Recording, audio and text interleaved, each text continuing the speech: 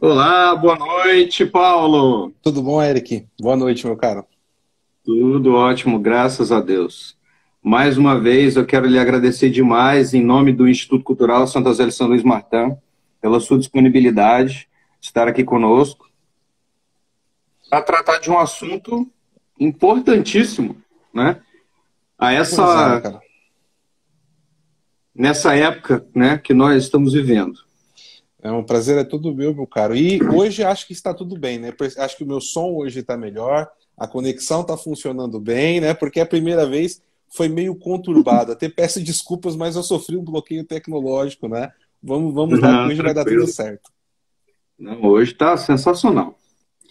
Inclusive, né, como eu havia falado na última live que eu havia comprado, agora está em minhas mãos, Opa! o mínimo sobre o Foro de São Paulo, de autoria do PH Araújo. Chegou hoje na minha mão, então eu ainda não tive tempo para ler, né? Mas pode ter certeza que esse aqui já vai ser o próximo que eu vou começar hoje mesmo. Ah, que bom, Eric. Obrigado, viu? Paulo, então a nossa live hoje nós vamos resgatar algumas coisas que nós falamos na live passada, vamos aprofundar em outras, mas eu queria começar com a pergunta fundamental que é o título da live, né? Afinal, o que é o Foro de São Paulo? Porque por muitos anos a gente sabe que ele foi tido como uma teoria da conspiração, ou simplesmente um grupo ali que não tem importância nenhuma. E com o tempo a gente foi descobrindo, e a própria esquerda, né, foi abrindo isso, né, de que realmente é um grupo atuante, é uma instituição, por assim dizer, né, atuante. Explica para a gente o que é o Foro de São Paulo, quando é que ele foi criado, em que circunstâncias. Perfeito, Eric. Bom, acho que você abordou muito bem a questão. Um dos pontos, né, que nós vemos aí do Foro de São Paulo é que muitas vezes as pessoas encaram ele somente como um grupo que se reúne uma vez por ano e eles estabelecem diretrizes e discutem a situação política nos países de cada um dos representantes que lá estão, né, e traçam estratégias, mas sempre ficam nessa questão, né, de um grupo. As pessoas imaginam que é um grupo centralizado, como um QG numa sala fechada, né, e muitas vezes isso acaba atrapalhando o entendimento. Para a gente entender o Foro de São Paulo, a gente precisa voltar na Revolução Cubana, né, lá de 1959, para entender vários pressupostos que aconteceram nas décadas seguintes. Na época, você está com o livro aí em mãos, você vai perceber isso, e quem lê também esse livro vai perceber esses pressupostos. Mas, né, para a explicação ficar mais condensada, no ano de 1990, em julho de 1990, acontece aqui no Brasil, mais precisamente na cidade de São Paulo, no Hotel Danúbio, uma reunião que congregava ali diversos partidos, tá? Nesse primeiro momento, partidos da esquerda latino-americana. E essa reunião ela foi convocada por Luiz Inácio Lula da Silva e foi planejada, entre outras, por Fidel Castro, os dois fundadores do Foro de São Paulo. O Foro de São Paulo, enquanto ideia, ele nasce em 1985, tá? Mas ele vai ser executado em 1990 com a derrota do Lula nas eleições de 89 para o Collor. E já estava definido, antes mesmo das eleições, por Fidel Castro. Fidel Castro já tinha definido que se o Lula não vencesse as eleições de 89, seria necessário criar um grupo de trabalhos e de ação para organizar a esquerda, a revolução na América Latina. Se a gente para pensar, o que estava acontecendo no mundo ali em 89, né, Eric? Nós tínhamos a União Soviética, que estava já se desfazendo. Alguns países já estavam saindo as repúblicas estavam ali tendo a sua independência, né, da União Soviética. Nós acabamos de ter ali a queda do Muro de Berlim, 2 anos depois do grave acidente, a catástrofe que foi Chernobyl, e nós estávamos em plena perestroika, a glasnost perestroika de Gorbachev. Então, com isso, as diretrizes da União Soviética estavam mudando muito rápido. E desde o começo dos anos 80, o Fidel Castro ele já estava percebendo que o dinheiro, o financiamento, as diretrizes que financiavam Cuba através da União Soviética já não estavam funcionando. E era preciso começar a agir para se criar aqui o que estava se perdendo no leste europeu. Então assim nasce o Foro de São Paulo. E no primeiro momento ele nasce com muito ceticismo da própria esquerda. Existe um ceticismo da própria esquerda nisso.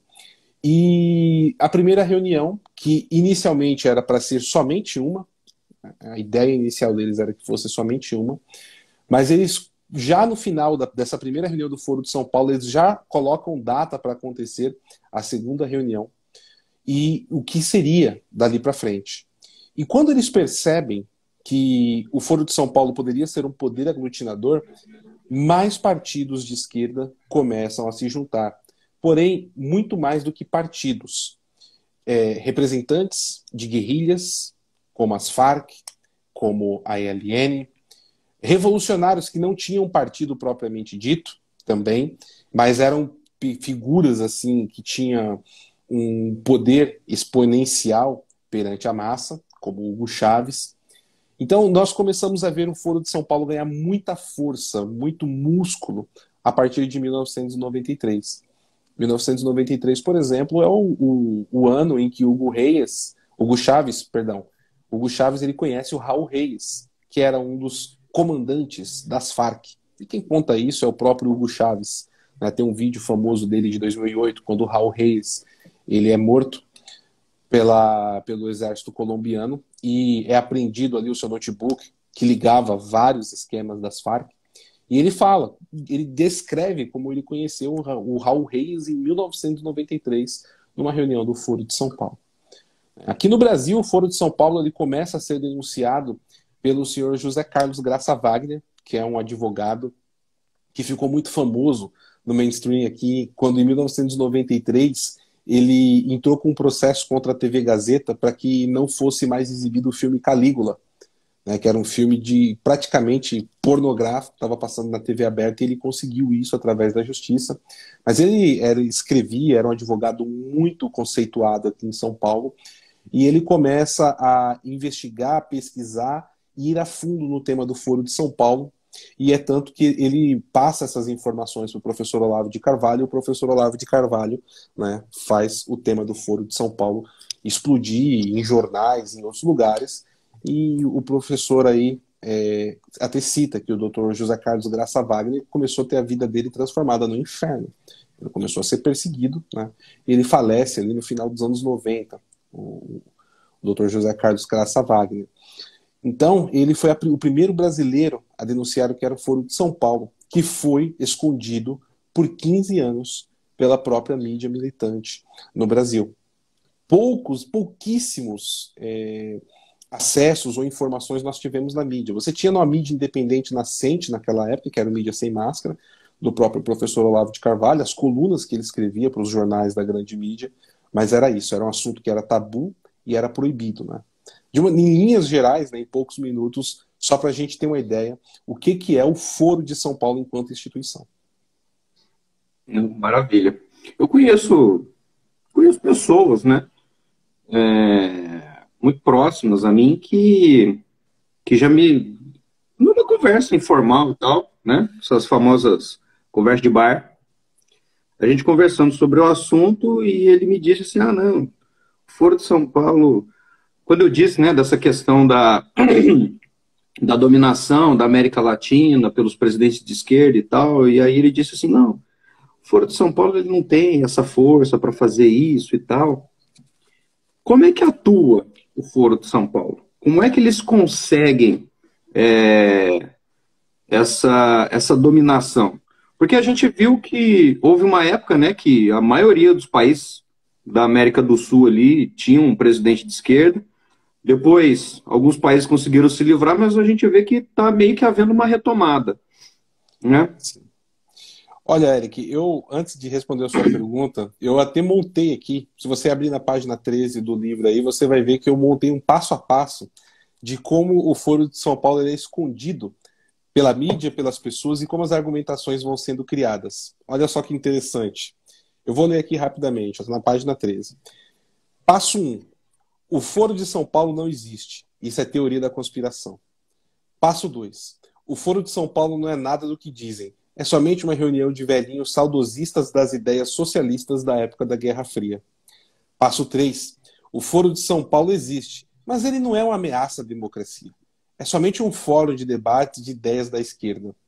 Alguma similaridade aí, Eric, com o que você ouviu aí na sua conversa? Né? Pois é. Passo 4.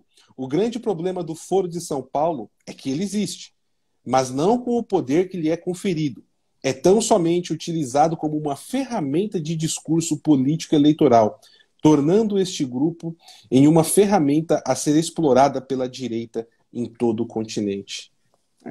São as argumentações que nós ouvimos sempre sobre o Foro de São Paulo. Então, eu peguei essas principais falácias, os principais erros de conceituação e coloquei logo ali na abertura.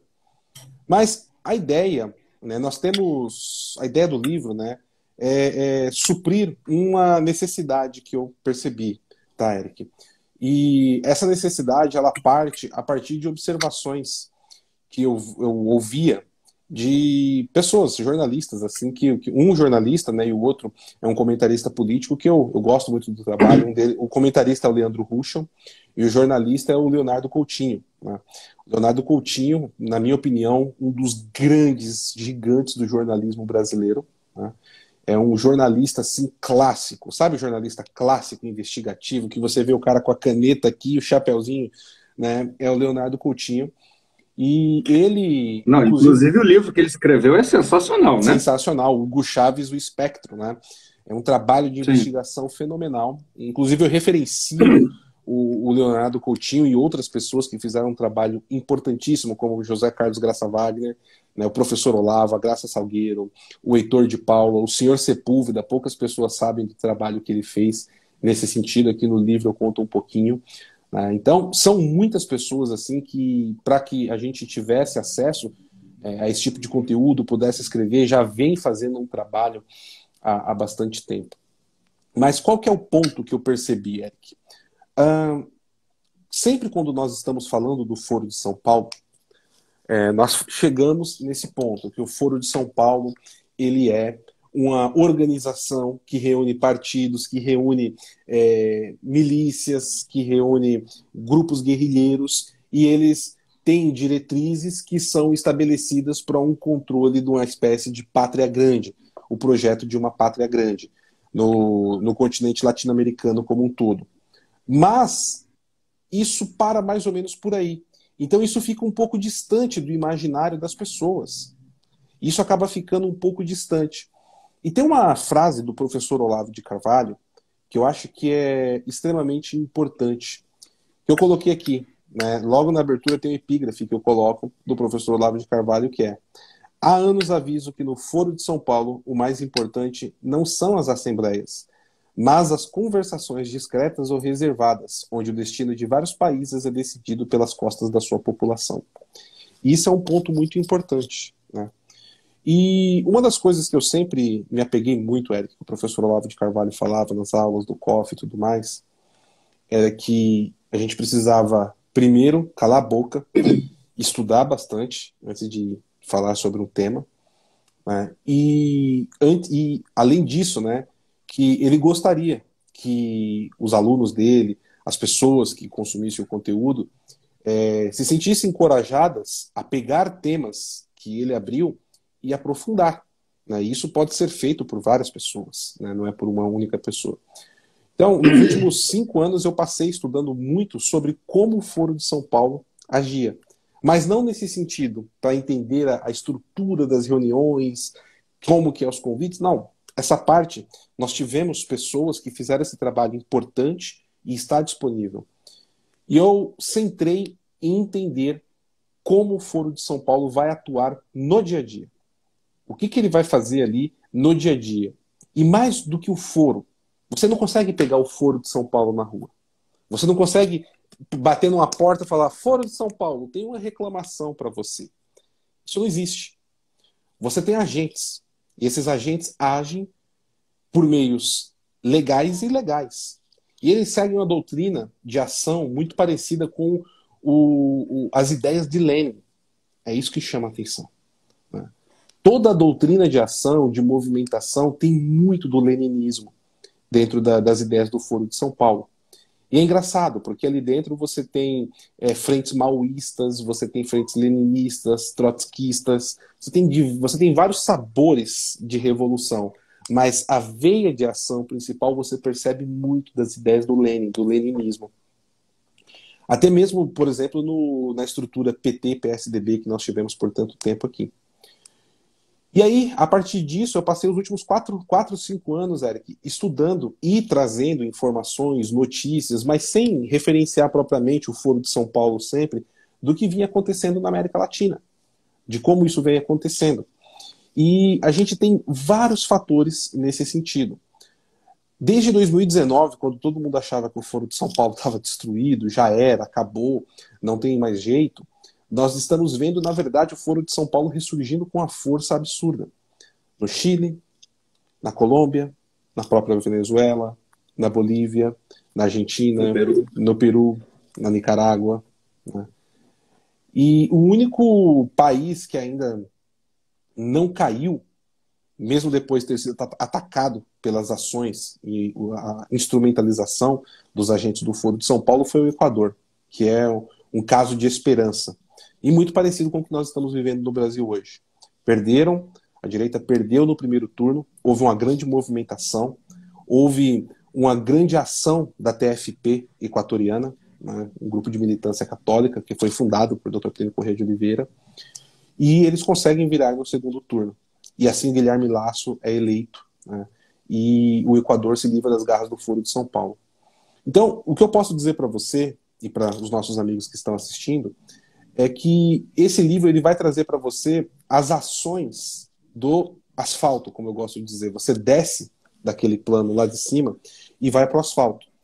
E aqui você vai conhecendo, por exemplo, como que o Foro de São Paulo chegou a ter tanto poder ali no final dos anos 2000, ali próximo de 2010, 2009, 2011. Como chegou? Você até comentou sobre isso. Como isso foi possível? Né? Quem são os principais agentes? Qual era o cérebro por trás? Qual o papel daquele que era o escolhido para ser o estandarte da nova face da revolução, que era Hugo Chávez? Como isso foi feito? Depois tem toda uma explicação de como foi a decadência, a descendência dessa curva do Foro de São Paulo, o porquê que isso aconteceu e como eles começaram a perder o poder. Mas depois eles entram nessa curva de crescimento. E essa curva de crescimento ela começa a crescer em maio de 2019. Tá? E é extremamente importante estar atento a essas datas. Né? Por que o Foro de São Paulo, no momento que ele poderia ter sido liquidado ou ter perdido a sua principal base, que é a Venezuela no momento, ele não foi, e a partir disso ele consegue crescer e ter uma força para influenciar toda a América Latina. E isso só foi possível, tá? Isso só foi possível graças à ajuda de 3 países, mais um em especial. A China, o Irã, mas o que em especial manteve o regime da Venezuela de pé e salvou, né, vamos colocar assim, a espinha dorsal do Foro de São Paulo, foi Vladimir Putin com o seu Wagner Group através do Estado russo. E a partir disso, a partir de maio de 2019, vocês vão encontrar aqui diversas descrições do que foi acontecendo. E nós estávamos acompanhando isso em tempo real, trazendo notícias na análise da semana, mostrando o que vinha acontecendo e como isso foi declarado. Existem aspas aqui de declarações de Diosdado Cabello, né, que é o chefe do cartel dos sóis, que é um cartel de drogas operado dentro do exército venezuelano, a mando de Nicolás Maduro, fundado por Fidel Castro e Hugo Chávez. Esse cartel foi criado, que é o principal escoador de drogas que vem da Colômbia. Então, e aí vai passo a passo explicando como eles começaram a implantar crises e caos na América Latina. Não sei se você vai lembrar, Eric, a nossa audiência vai lembrar, que ali, na metade do segundo semestre de 2019, parecia que a América Latina estava afundada no caos. Era crises nas ruas, quebra-pau em tudo. No Chile, que ficou muito característico, né? Todo mundo lembra. Uhum. No Peru. O Peru, o negócio foi tão sério que eles ficaram uma semana sem judiciário, sem legislativo e sem executivo, Eric. Só para a gente ter uma noção das ações como eram feitas. Nós tivemos casos no Equador, nós tivemos casos na Colômbia e aqui no Brasil. No Brasil a coisa foi um pouco mais suave. Mas assim, por coincidência ou não, a gente não tem como provar, mas foi uma grande coincidência, é o que a gente pode dizer, que enquanto tudo isso estava acontecendo, todo esse caos na América Latina, Luiz Inácio Lula da Silva é solto da prisão aqui no Brasil. Em meio a tudo isso. E qual foi a declaração que nós ouvimos, né, quando isso aconteceu aqui no Brasil? Precisamos fazer no Brasil o que está acontecendo no Chile. Né? E não foi por acaso. Sim. E nessa mesma época, nesse mesmo período de tempo, né, nós tínhamos a eleição na Argentina e nós tínhamos o Nicolás Maduro falando que o plano do Foro de São Paulo estava indo muito bem, melhor do que o esperado. Então tem um desenrolar, tá, no livro, que vai trazendo essas ações do Foro de São Paulo até agosto desse ano, que é quando eu terminei de escrever o livro, Eric. Eu fiz questão de pegar esse desenrolar. E por que isso? Porque a gente precisa sair daquele lugar distante de que, como eu disse no começo, o Foro de São Paulo, o grupo, etc. Quais as ações do Foro de São Paulo que impactam a minha vida aqui como cidadão? Né? E um dos grandes pontos centrais disso, que desnudou muita coisa que antes nós não tínhamos conhecimento, foi justamente a Operação Lava Jato. Né? Então, através da Operação da Lava Jato, você teve diversos políticos e ex-presidentes presos em toda a América Latina. Enquanto nós estamos vendo aqui uma falsa propaganda eleitoral falando que Lula foi inocentado, ele não fez nada, ele não deve nada à ONU e etc. Ora, como é que ele pode ser tão inocente e nós tivemos presidentes presos no Peru, ex-presidentes, por receber propina de empresas ligadas ao Petrolão? Nós temos esquemas de caixa 2 de campanha na Venezuela, ligado a essas empresas também. Nós temos um presidente foragido da justiça no Equador, que é o Rafael Correia, ligado a recebimento de propina e esquemas de corrupção descobertos pela Lava Jato.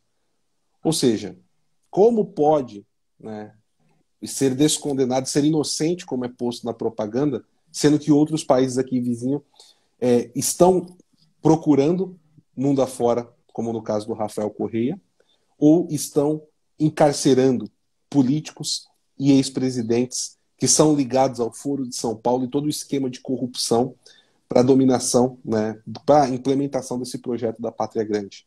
É uma pergunta curiosa de se fazer. Né? É uma pergunta curiosa de se fazer. Eu não sei se eu respondi a sua pergunta, meu caro Eric. Com certeza. Não, isso mesmo. Você falou que aqui no Brasil a gente teve o professor Olavo, o seu Sepúlveda, outras pessoas denunciando o Foro de São Paulo. Nos demais países aqui da América Latina, houve, ou há, hoje em dia, esse mesmo tipo de movimento, seja cultural, ou seja mesmo, né, dentro dessas operações, né, das respectivas polícias? Sim, existe. Existe principalmente nos Estados Unidos, existem muitos refugiados venezuelanos que se dedicam e se aprofundam muito nesses temas. Inclusive, eles têm think tanks que são financiados, conseguem financiamento nos Estados Unidos, né? No Brasil, nós não conseguimos, ainda não existe essa cultura, né, de financiamento de think tanks para grupos conservadores, né? E o que tem aqui no Brasil geralmente é financiado por think tanks de fora, né, que investem aqui nos grupos de esquerda. Mas existe, na Colômbia também existe um movimento forte de estudos e eventos, palestras e etc., para denunciar tudo o que acontece no Foro de São Paulo, né? Então, existe essa comunidade latino-americana, ela é muito atuante e ela concentra muito das suas ações ali nos Estados Unidos, né? Mas não os Estados Unidos enquanto governo ou qualquer coisa do tipo, né?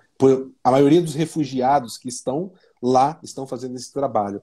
Então você tem desde jornalistas, pessoas que se engajaram, políticos refugiados, a própria Suprema Corte venezuelana, vários membros estão lá nos Estados Unidos atuando, foragidos, né, do país, mas mantendo os cargos ainda. Só para você ter uma ideia, isso existe sim. Existe uma força muito grande de pessoas trabalhando e atuando em toda a América Latina nesse sentido. Não, maravilha. Você falou também que a principal sustento do governo do Nicolás Maduro tem sido a Rússia. Sim.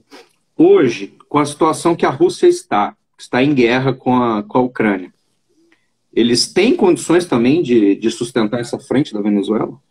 Não é o Bosqui só fazer uma precisão, não é um sustento, é uma sustentação. É o que mantém a Venezuela através da pólvora. Esse é o ponto, né? O que nós vemos? A Rússia, ela começa a fazer extração de ouro da Venezuela com muita força no final da década passada, a partir de 2018, 2019. E tem vídeos assim antigos, já de mais de 2 anos, que você vai lá no Pegavox, você vai encontrar a gente falando dessa extração de ouro venezuelano para a Rússia e para a China. E em diversos materiais nossos nós falamos, olha, a Rússia está se preparando para um conflito bélico. A Rússia está se preparando. Nós falamos isso há mais de 2 anos, porque quando um país começa a estocar ouro, significa que ele está se preparando para um conflito bélico. Então, nós já estávamos cientes da invasão, ou da possibilidade enorme da invasão da Rússia, perdão, a invasão da Ucrânia pela Rússia, há pelo menos 2 anos. É tanto que nós começamos a tratar desse assunto de maneira séria na reeleição do Lukashenko da Bielorrússia em agosto de 2020. Mas ali já estávamos falando desse problema sério. E o que acontece? A Venezuela, ela possui algumas coisas interessantes. Ela possui fábricas de Kalashnikov, fabricadas pela Rússia. Ela possui equipamento de espionagem do exército russo e agentes do exército russo para operar isso lá dentro, denunciado pelo governo da Colômbia, que saiu agora. A Venezuela possui, entre outras coisas, linhas logísticas criadas pela Rússia ou por parceiros da Rússia. Então, por exemplo, em 2019, quando o Putin ele faz com que o Maduro não caia, né, ele começa a utilizar alguns meios de ação. Os contatos com a China começa a atuar cada vez mais e ter mais influência dentro do governo venezuelano. Só vou deixar um exercício aqui para quem está assistindo e duvide disso. Comecem a procurar algumas imagens do Nicolás Maduro em 2021 e 2022, principalmente em eventos de diplomacia que ele está viajando pelo mundo. Você vai perceber que o Nicolás Maduro ele começa a utilizar um uniforme militar semelhante aos que os políticos chineses usam, principalmente o Xi Jinping. É um terno meio fechado, assim, que eles não usam gravata, né? Você pode reparar que você vai encontrar o Nicolás Maduro com roupa desse tipo, né? E isso é um sinal da influência chinesa. Agora, a Rússia, o sustentáculo que ela traz para a Venezuela, não só para a Venezuela, como para outros países, é o da pólvora. O sustentáculo financeiro, principalmente, vem da China. A Rússia dá o sustentáculo da segurança da pólvora. Então, nesse ano, por exemplo, nós tivemos, a partir de fevereiro, por influência da Rússia, a Venezuela recebendo muito equipamento bélico do Irã, principalmente marítimo. O Irã, eles são conhecidos por ter algumas lanchas, umas pequenas embarcações rápidas, equipadas com .50. Já temos várias dessas na Venezuela. E esse acordo militar, ele foi assinado no dia 17 de fevereiro de 2022, transmitido pela TV estatal, diretamente de Caracas, para todo o país, com o representante do governo russo. E o Nicolás Maduro falando, Rússia tem todo o nosso apoio, né, do bolivariano, para destruir o Ocidente. Ele fala isso. Ele fala abertamente que a luta deles é contra o Ocidente, que precisa de ser destruído. E os termos, né, do acordo de cooperação militar, ele não foi ali aberto, mas ele foi feito. O que nós tivemos logo depois disso? Nós tivemos a Venezuela movendo tropas e equipamentos militares para a fronteira com a Colômbia. Nós tivemos o Diosdado Cabello, chefe do cartel dos Sóis, falando que, olha, poderíamos fazer aí igual a Rússia está fazendo com a Ucrânia, desnazificando. Por que não decocainar a Colômbia? Foi um termo que foi utilizado pelo Diosdado Cabello. Em agosto, nós tivemos exercícios militares conjuntos dentro da Venezuela. Agosto agora, mês retrasado. E esses exercícios foram feitos pela China, Bielorrússia, Irã, Rússia e Venezuela. Dentro da Venezuela, em agosto. No nosso quintal. No nosso quintal. E todo esse processo, ele foi descrito em um relatório do próprio Sergei Lavrov, que é o ministro das Relações Exteriores da Rússia, dando ali um retorno, dando um parecer a perguntas que estavam sendo feitas dentro da Duma russa. A Duma, para quem não sabe, é o Congresso russo, né? E ele falando que o Putin tinha acabado de assinar um acordo de cooperação militar com o Nicolás Maduro, da Venezuela, e também com o Daniel Ortega, da Nicarágua. Isso foi em março desse ano, tá, Eric? Em julho desse ano, o Daniel Ortega aprovou dentro do Congresso controlado pelos sandinistas, lá na Nicarágua, uma permissão para que a Rússia envie até 80 mil tropas, se assim fosse necessário, para dentro do território da Nicarágua. Certo? Então, por que eu estou contando tudo isso para responder a sua pergunta? O papel da Rússia é ser um garantidor bélico, de tensão bélica, não financeiro, propriamente dito. Mas o que a Rússia conseguiu fazer nos últimos 2, 3 anos para beneficiar a Venezuela em cima disso? Um dos pontos principais é o tráfico de petróleo, principalmente petróleo cru. E um dos operadores disso é o Irã. Mas nós temos, se você for pegar ali, você vai encontrar empresas com capital russo também operando isso. Lembra o caso daquela mancha de petróleo, que também estava no meio de todo aquele caos ali do segundo semestre de 2019, que cai, que todo mundo tentou esconder, que não estava ligado à Venezuela e etc. Só que estava. E essas rotas de tráfico ilegal de petróleo, né, elas são feitas com apoio também da Rússia. Existe uma estatal russa chamada Rosneft. Tá? Se pesquisar sobre a Rosneft, você vai encontrar ligações dela com operações com esse tipo de embarcação. Tá? Só que sempre utilizando 2, 3 empresas para maquiar tudo isso. Isso sem contar o caso do Hugo Carvajal, sem contar o caso do Alex Saab, que aí já vai trazer influência disso para a Itália, para a Espanha, como vai sendo irrigado para fora do continente também, esses tentáculos, né, bolivarianos aí, e que são feitos por agentes do Foro de São Paulo, que inclusive levaram até a queda de um primeiro-ministro italiano 2 anos atrás, o Giuseppe Conte. Né? E isso por quê? Por escândalos envolvendo envio de malas de dinheiro da Venezuela com documentos assinados pelo Nicolás Maduro enquanto era o chanceler da Venezuela para o movimento Tinta Estrela. Né? Então, é esse o nível de sofisticação que nós estamos falando. E percebe como a gente parou de falar do Foro de São Paulo há bastante tempo já aqui? Não estamos mais falando do Foro, estamos falando dos agentes, das ações.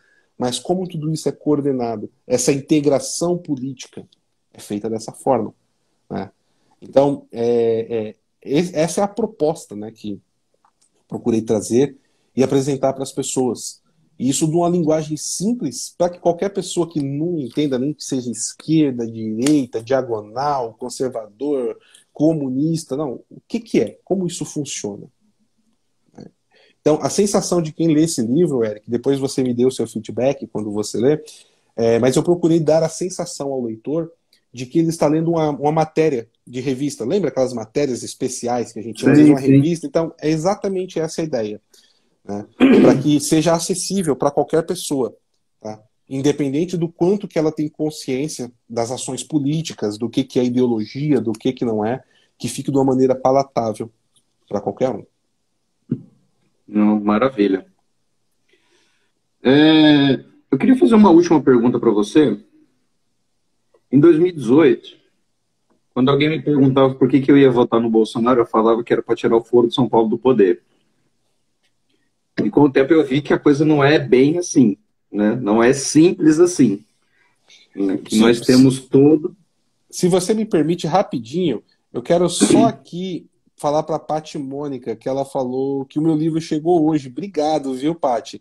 E o Igor está perguntando qual livro, né? Então, Eric, me perdoa, mas como diz o Alexandre Costa, escritor tem que vender livro, né? Então tá aqui, ó. O Tá mínimo sobre o certo. Foro de São Paulo, né? É isso. Desculpa te cortar, Eric. Vai lá, meu cara. Não, que isso. Mas voltando. E aí, com o tempo, né, estudando mais e percebendo a realidade das coisas, eu vi que a coisa não é bem assim, né? E que existe todo um aparelho contaminado, por assim dizer, né, que precisa, né, ser descontaminado. Que eu sei que isso não tem uma solução fácil, porque senão já teria sido feito, mas o que você vê de possibilidade, o que pode ser feito, né, para que a gente possa combater o Foro de São Paulo e a sua disseminação? Olha, essa é uma resposta que se eu tivesse ela, né, seria ótimo.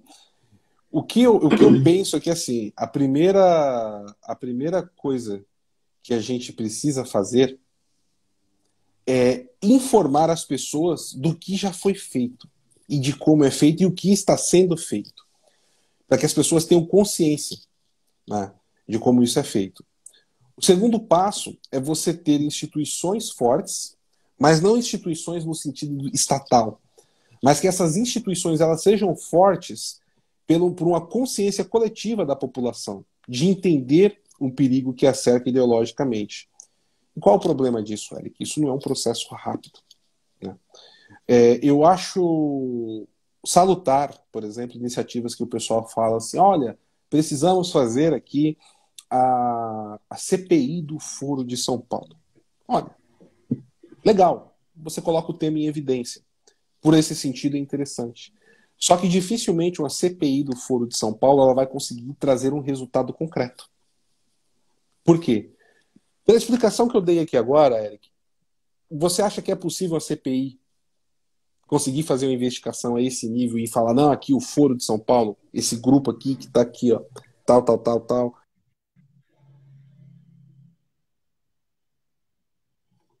Perdão, tocou meu alarme aqui.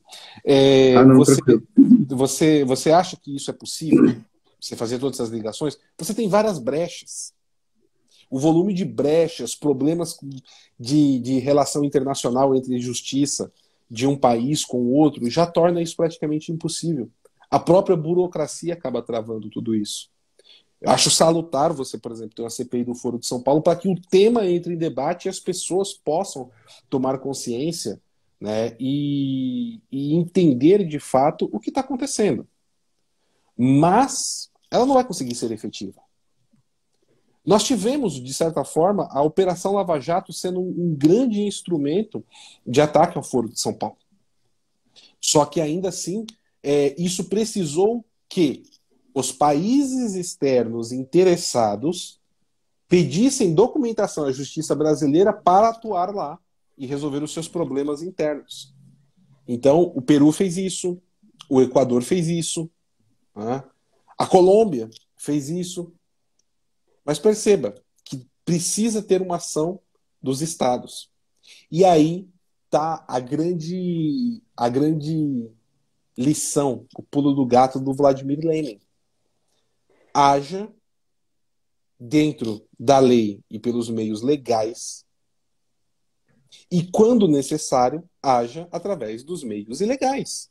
Ou seja, existe todo um sistema de conversação, independente de estarem no poder ou não, tráfico de influência internacional entre membros que estão atuando em governos de alguns países e outros que não estão no poder, partidos políticos, grupos guerrilheiros, cartéis, etc. e tudo mais. E como você combate isso? Respeitando as regras institucionais dos países em questão que são alvo disso. Percebe como a guerra é assimétrica? Nós Sim. temos uma guerra assimétrica. E eu não sei se isso fica claro de como uma CPI do Foro de São Paulo, apesar de ser positiva, ela é até propositiva, mas ela não vai conseguir ser efetiva para acabar com o problema. Sim. Então, a pergunta é complexa. E só de demonstrar aqui o que nós temos em jogo, né? E você precisaria atacar em várias frentes. Você tem esquemas com cartéis de droga, você tem crime organizado, você tem tráfico de influência, você tem esquemas de corrupção, você tem ligações e financiamento de campanha entre países por esses grupos que entram através de Caixa 2. Né? E isso, aqui, por exemplo, no Brasil, qualquer partido que receber qualquer tipo de apoio financeiro ou coisas do tipo, o partido tem que ser extinto. E por que isso não avança no Brasil? Porque existe toda uma máquina corrompida. Toda uma máquina que já foi infiltrada e está porosa por dentro já, de podre, com pessoas que são ligadas a esses grupos. E não precisa ser um cabeça que entenda o que é o foro e etc. Não, basta que o cara seja um militante e que defenda as ideias. É Saul Alinsky com Lenin e com Gramsci misturado, meu amigo. Né? É a revolução na mais pura essência. E qual que é a melhor forma da gente combater isso? Que as pessoas estejam cientes do perigo. Como nos anos 50, 60, 70, 80, nos Estados Unidos e boa parte dos países do mundo, as pessoas sabiam que era o comunismo, qual era o risco do comunismo. Mas o grande plano do Mikhail Gorbachev deu certo. Deu certo. Era fazer todo mundo acreditar que o comunismo tinha acabado, que o comunismo já não existia mais. E todo mundo fala. E o pessoal fala, né? Ah, não, o Mikhail Gorbachev, ele morreu há pouco tempo, né? Amados por um, odiados por outro, mas foi um homem que pensou à frente, com a sua perestroika, reabertura e etc. Eu tenho vários livros do Gorbachev aqui, Eric. Inclusive, um dos livros do Gorbachev, olha o título: Mais Democracia, Mais Socialismo. O Gorbachev, ele fala no próprio livro da perestroika, que a perestroika, a glasnost, não era o fim do comunismo, mas a sua radicalização. E todo mundo hoje fica assim, revoltado com as pautas ambientalistas, Greta Thunberg, etc. Qual foi um dos grandes promotores de tudo isso? Mikhail Gorbachev, fundador da Cruz Verde Internacional. O homem que recebeu o Prêmio Nobel da Paz. É profunda a coisa, meu amigo. É profunda, Eric. O buraco é infinitamente mais embaixo. Exatamente. Exatamente. Eu acho que o papel da nossa geração é reunir documentos e deixar isso para as próximas gerações, pedindo a Deus que nós tenhamos pessoas fortes e que queiram trabalhar e enfrentar isso. Né? Nosso tempo é finito aqui, curto nesse mundo, né, meu amigo? Eu acredito que como as coisas estão hoje no Brasil, principalmente assim, né, com o conhecimento que foi dado do professor Olavo de Carvalho e hoje em dia os seus alunos, o surgimento de instituições como a Brasil Paralelo, Terça Livre, o PH Vox, Brasil Sem Medo, o Centro Dom Bosco e todos os grupos que são ligados ali, Cristo Rei, inclusive o nosso, não é? Eu acredito que, pelo menos nessa parte cultural, a gente tem avançado, não só cultural, mas acho que religiosa também, né? dentro da Igreja Católica, a gente tem avançado bastante nesse sentido. E, assim, a esperança é de que isso permaneça, né, para as próximas gerações. Sim, com certeza, meu caro. Esse é o caminho. E sempre colocando ali, né, todas as nossas inseguranças, angústias, lamúrias, incertezas, tudo que a gente precisa aos pés de Nosso Senhor crucificado, né? Ele que é o nosso Sim. grande Salvador, né? Eu sempre digo isso, né? Seguir o que Nossa Senhora pediu em Fátima. Rezem o terço. Rezem o terço. Rezem o terço. Rezem o terço. Né? É isso que a gente precisa fazer. Acima de tudo, né? Como ponto central. Então, maravilha. Paulo, mais uma vez eu quero te agradecer demais a sua disponibilidade, tá? Foi sensacional a live de hoje. Recomendo a todos aí que estão nos assistindo, comprem o livro do Paulo, né? Eu já vou começar a ler hoje, né? E espero terminar o mais rápido possível. E aí logo eu te dou o feedback. Eu vou ficar aguardando e vou cobrar, hein? Não, maravilha. Muito obrigado, que Deus te abençoe muito. Eu passo a palavra aí para você também poder fazer as suas despedidas. Claro. Agradeço muito, Eric. Agradeço a todos que assistiram aqui. Foi um grande prazer estar com vocês. Eu estou semanalmente, né, lá na programação do PH Vox, seja com os nossos artigos, com os nossos vídeos, né, a nossa programação diária lá no canal. Estou lá pelo menos 3, 4 vezes por semana, né, e você vai ter muito conteúdo aí voltado principalmente à geopolítica. Eu agradeço demais, demais o empenho de institutos como o de vocês, Eric. Eu acho que essas células são as que são fundamentais o trabalho como esse que vocês estão fazendo, até mesmo caso algo de pior aconteça aí nas próximas semanas com o Brasil, né? Esse trabalho no corpo a corpo dos institutos serão o nosso baluarte, a nossa boia de salvação. E é o mais difícil, porque é o que não atrai visibilidade, não atrai olhares, não atrai tapinhas nas costas, não atrai nada disso. Mas é o trabalho duro que precisa ser feito, e eu valorizo isso demais. Olha, parabéns a todos vocês, viu? Parabéns, porque é o trabalho essencial que eu venho falando já há alguns anos. Formar grupos locais de estudo, de atuação, de militância católica. Nós, católicos, precisamos ser militantes, como pedia o Dr. Plínio Corrêa de Oliveira. É isso, meu caro. Um abraço a todos vocês, fiquem com Deus. Viva Cristo Rei, salve Maria. Maravilha, muito obrigado, Paulo. Então agradeço a todos que acompanharam a nossa live. Fiquem todos com Deus, um beijo no coração e até a próxima. Boa noite.